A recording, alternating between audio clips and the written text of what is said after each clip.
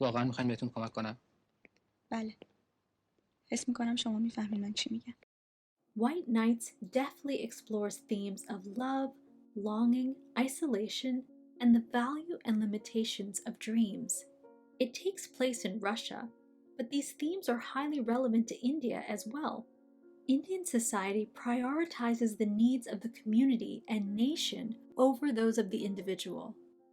Indians have historically been repressed when it comes to pursuing romantic love or other worldly desires that don't directly benefit the community.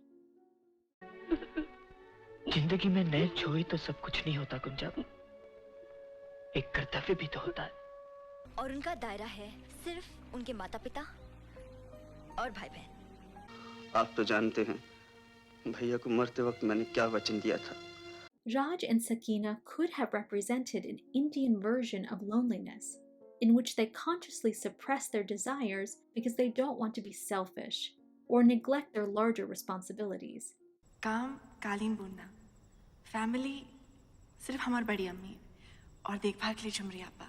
I'd love to watch a version of Savariya that featured a frustrated Indian boy struggling to talk to a girl because he's never done it before, or an Indian girl resenting her guardian who confines her to the home because they rely on her.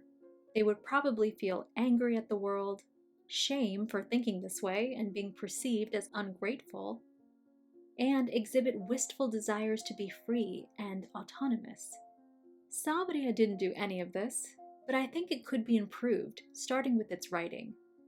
If someone wanted to remake Savariya, one idea might be to emulate filmmakers who are good at depicting long conversations. Richard Linklater's Before trilogy depicts the subtle evolution of two people through talking. His screenplays are comprised of protracted dialogue between Jesse and Celine as they discuss their lives and deepest desires, all over the course of a day. During these conversations, they help each other overcome the lies they tell themselves and become wiser.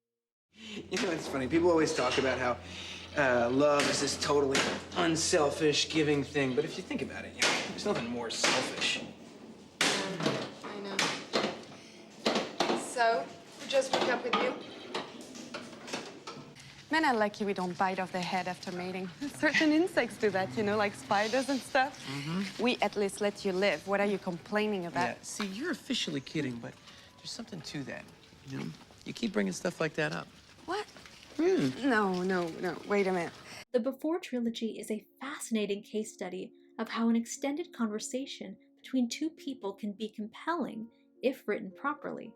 For example, Jesse and Celine listen to each other extremely well.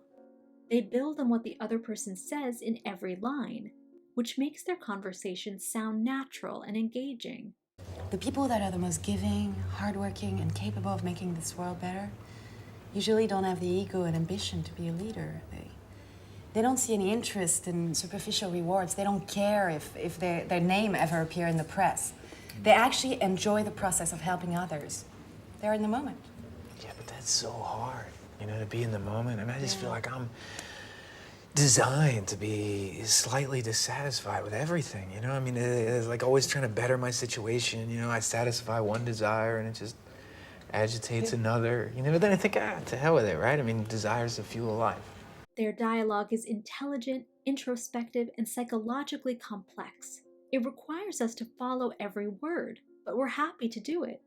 Like White Nights, each film in the Before trilogy has virtually no plot. But that's okay, because Jesse and Celine are both well-defined characters who undergo dramatic arcs. I know how you work. You think? Yeah, I know everything about you. I don't think you do, actually. No? A second way to potentially improve the writing in Savariya would be to redefine the symbolism of the blue world. The peacock feather is always representative of Krishna, and therefore I felt that it was very nice to play the film in blue and green. Also because it's also based in a slightly Muslim world. The girl is from the Muslim world. Green is a predominant color there, and the blue is the color of the boy. Yeah, that sounds great, but it doesn't really come across. Everything is blue in Savariya without any real context. But what if the world of Savariya were actually gray most of the time? representing objective reality, and the blue world represented Raj's dream state or subjective reality, a lens that he superimposes on the gray world to make it more beautiful and tolerable. I think we can all relate to doing that. If I had a world of my own, everything would be nonsense.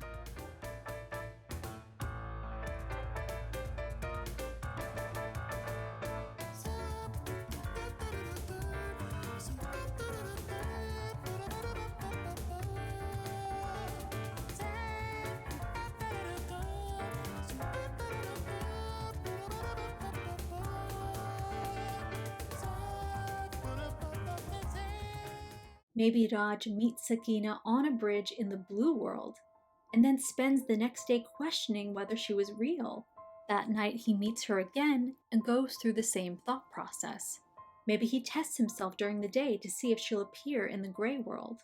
They talk, she leaves, he feels better about himself, and then perhaps the audience is left to decide whether Sakina was real or a figment of Raj's imagination, a mere coping mechanism for a lonely boy. And if she wasn't real, does it make Raj's transformation any less valid? What? I think that would be super interesting.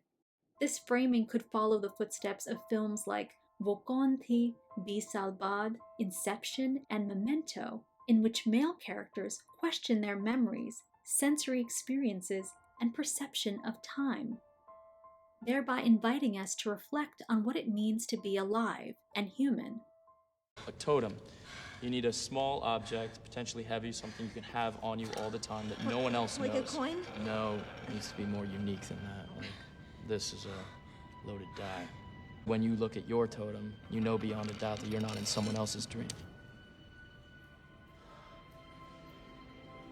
This idea would give Sabriya a more gothic tone, but it already has some of it. When Raj sees Sakina for the first time, the background music is spooky, like it's coming from a haunted music box. I like that. I just wish that energy could have continued. I hope somebody considers remaking Sabriya using some of these ideas, because this revised film could potentially show a uniquely Indian perspective on love, loneliness, and dreams using thoughtful writing and acting. I feel like this is some dream world we're in, you know? It's like our time together is just ours. It's our own creation. Must be like I'm in your dream and you're in mine or something.